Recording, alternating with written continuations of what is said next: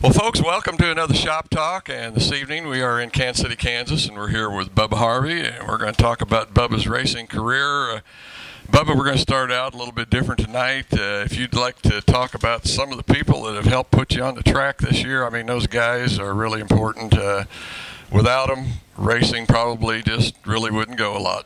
Yeah, well, I'd like to thank Race Fan Restaurant, Matt Miller Roofing, Valentine's Garage, Denny Melvin at V Village, Ray Littrell at Fast Lane Engines, Rick and Doug Hawkins. Mm-hmm. They helped us out, and of course, you know, my dad and all the people that have helped me all this year, including Paul West. And hard to do. Mike Knorr. Yeah. And my dad and Ron Caldwell. The guys just helped me out all year long. I'll say it's pretty tough to do it. Don't want to forget about Brian. I was going to say there's always one more. Yep. Always one more. And they helped us out getting on the track this year. Okay. Is that it? A long list. Well, I've got a lot longer as we kind of go along. We'll go along. Okay. We'll pull them out as we go.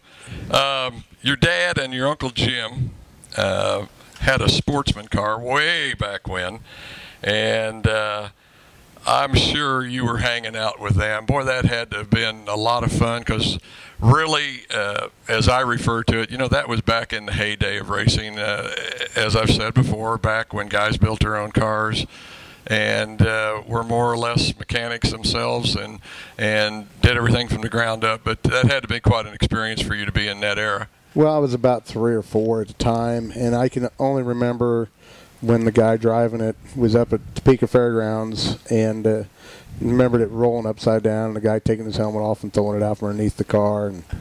And you know, the car sat in our shop for up to when just about the time I started racing. Yeah. So that kind of brings us up to your first car then. So 1983, Joe Wallace builds a Sportsman late model and for your dad, and I think they had some problem, or you had some problems with some tickets on the street, I guess is more or less how this came about. But can you explain to us a little bit more about how that all transpired? Well, it really is about 1981 and 82. My dad, Joe, built the car for my dad, and we kind of helped build it. You know, the guys that I ran with in high school, we painted it and helped, you know, do some stuff, you know, late at night. And my dad raced it the first year, and we were getting, oh, well, not we, but I was getting in trouble with the police a lot. And my dad came to me and said, you sell the car that you're driving and, you know, give me the money and I'll sell you my car. And that's kind of how I started racing in 1983. So what I understand, too, you also had some fun getting the car to the track. I think you were telling me. Every week was a challenge. We'd beg, borrow, or steal a trailer. I think the first couple of weeks I borrowed a trailer from Uncle Harley that, you know, also raced. And then I would borrow one from Bud and Danny Williams. They'd have a trailer, and I'd go borrow it. And finally, I had a tow truck, and that's why we kind of ended up the rest of the year just taking a, you know, wrecker, 3/4-ton four-wheel drive tow truck and towing it back and forth to Riverside, across the river, no lights on it. Figured we'd get pulled over for sure, you know, but we always kept away from it. Yeah. Well, if you were towing that thing home, you kind of had to be a little careful, not pile it up too bad then, didn't you? Well, you never really worried about it. You know, I think the first time I was in the car, went to turn one, and next thing I know, here comes Larry Martin over the left front corner because I wasn't driving right. Uh-huh. And he had a flat tire, and I started to get out of the car, and the ragtag crew that I had, they wouldn't let me get out of the car and had me get back in it, and they changed the tire, and I got back out on the track, and that's kind of how it all started. I'll be darned. Well, we've all got to start somewhere. And boy, Riverside must have been a tremendous place. Many years I went over there as a fan, but it had to be a good place to race too. It was a fun track. You learned a lot. And, you know, to say that your first year racing, you really don't, you try to do the best you can do because you think, oh, it's it's really easy to do, but it's not as easy as it looks. And the first year I didn't take it serious. I was just there. I'd work on the car at the last minute. Mm-hmm. and work more on my dad's car. My dad'd be off racing somewhere, and he wouldn't even come over to watch me race or anything. Yeah. He'd be out somewhere else.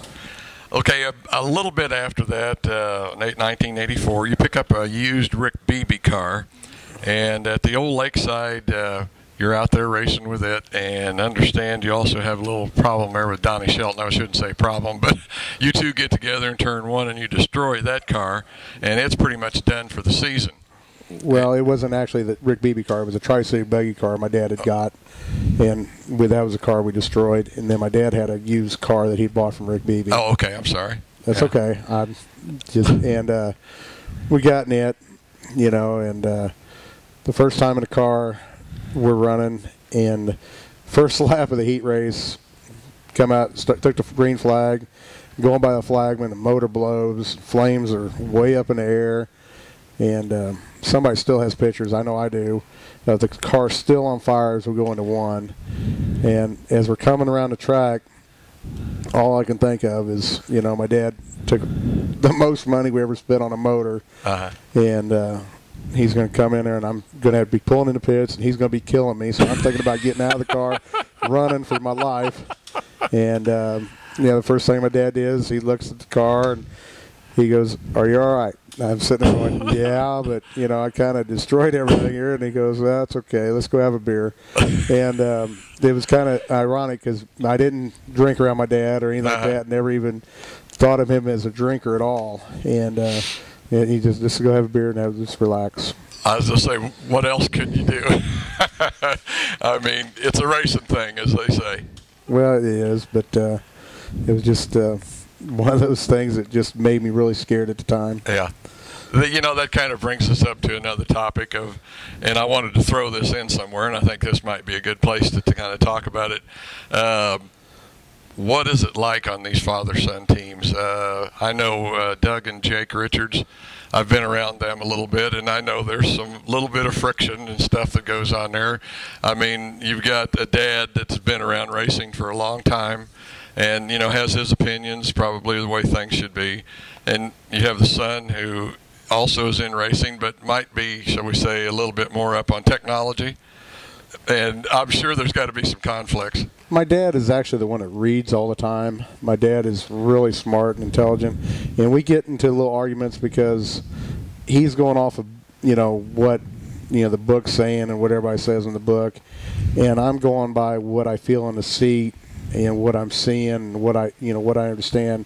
So there's conflict at times that we get in some pretty heated arguments, and it's amazing how it all works out. But I've also been around Joe Kosiski and Bob, and they would be arguing about how to change. Should we change this motor out to go this track or that? And it is very interesting, father and sons working together. I was going to say you've definitely got two opinions coming from way out here. Yeah, and you've got to come to a meeting in the middle. How does that usually end up? I mean, is it driver has a say, or?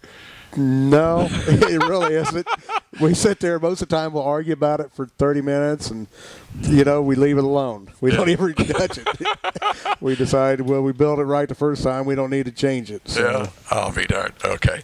I had to ask that question because, like I say, I've been around several father-son teams, and there's a lot of questioning and whatever going on. Folks, that's going to wrap up part one. We're going to be back with Bubba Harvey here in just a little bit for part two.